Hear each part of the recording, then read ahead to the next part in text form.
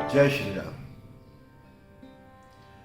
राम जी को मनाकर अयोध्या वापस लाने के लिए भरत अपनी माताओं, गुरुजनों, प्रियजनों, सभासदों और सेना सहित वन की ओर निकल पड़े। जब वो वन में पहुंचे तो निषाद राज को ये बात पता लगी कि भरत अपनी सेना सहित आ रहे हैं। उन्हें ये शंका हो गई कि कहीं वो राम जी का वध करने तो नहीं आ रहे हैं।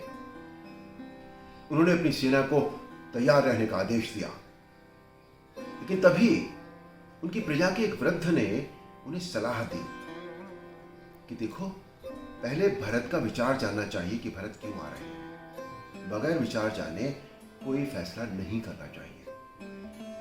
निषाद राज ने ये बात तुरंत मान ली। उन्होंने सेना से कहा कि तुम तैयार रहो और खुद भरत की ओर निकल पड़े भरत का विचार जानने के लिए। इस प्रसंग में दो बातें ध्यान देने योग्य हैं।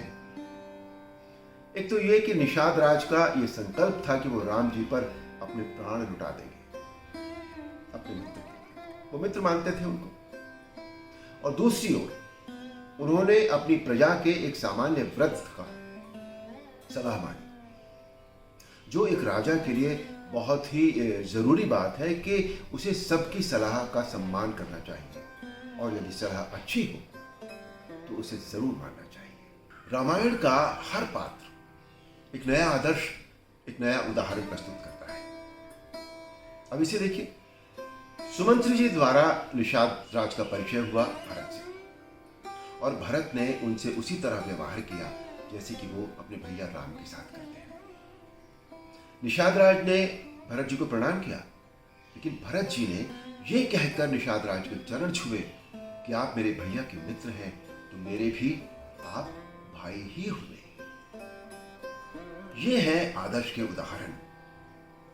भरत को पता लगा कि राम जी बिना पादुका के पैदल ही चित्रकूट की ओर गए हैं, तो वो स्वयं भी पैदल ही बिना पादुका के चित्रकूट की ओर चल पड़े। ये था एक छोटे भाई का बड़े भाई के प्रति सम्मान। लक्ष्मण जी ने देखा कि भरत सेना के साथ आए हैं तो उन्हें भरत पर संदेह हो गया, लेकिन जिसका निवारण राम जी ये कहते हुए करते हैं कि कभी कभी आंखों से देखा हुआ भी सत्य नहीं होता। राजपद का जो प्रभाव है वो भरत पर, साधारण मानव पर तो हो सकता है, परंतु भरत पर नहीं हो सकता। इंद्र जैसे देवताओं को भी हो सकता है, परंतु भरत का स्थान देवताओं से भी ऊंचा है। अयोध्या तो क्या, त्रिलोक का राज्य भी यदि भरत को दे दिया जाए ना तो भी उसे राजमद नहीं हो सकता। ये था एक भाई का दूसरे भाई पर विश्वास। अब देखिए पारिवारिक प्रेम का एक उदाहरण। जिन कैकेयी माता के कारण राम जी को सीता और लक्ष्मण सहित वनवास हुआ, वहीं वन में मिलने पर सबसे पहले रामचंद्र जी ने माता कैकेयी का ही चरण वंदन किया। उधर रात्रि में विश्राम करते समय सीता जी ने मां कैकेयी के चरण दबाए, उनके संकोच को कम करने का प्रयत्न किया। कहने का तात्पर्य यह है कि इतना कुछ होने के बाद भी सीता जी के मन में या राम जी के मन में मां कैकेयी को लेकर कोई रोष नहीं है, कोई शिकायत नहीं है, केवल है तो मां का आदर है। चित्रकूट में राम और भरत के बीच संवाद ये केवल दो भाइयों के बीच का संवाद नहीं है, बल्कि यह संवाद पारिवारिक रिश्तों के लिए, सामाजिक संतुलन के लिए और राजनीतिक व्यवस्था के लिए, वचन, सत्य और धर्म की रक्षा के लिए एक बहुत बड़ा ज्ञानकोश है, खजाना है।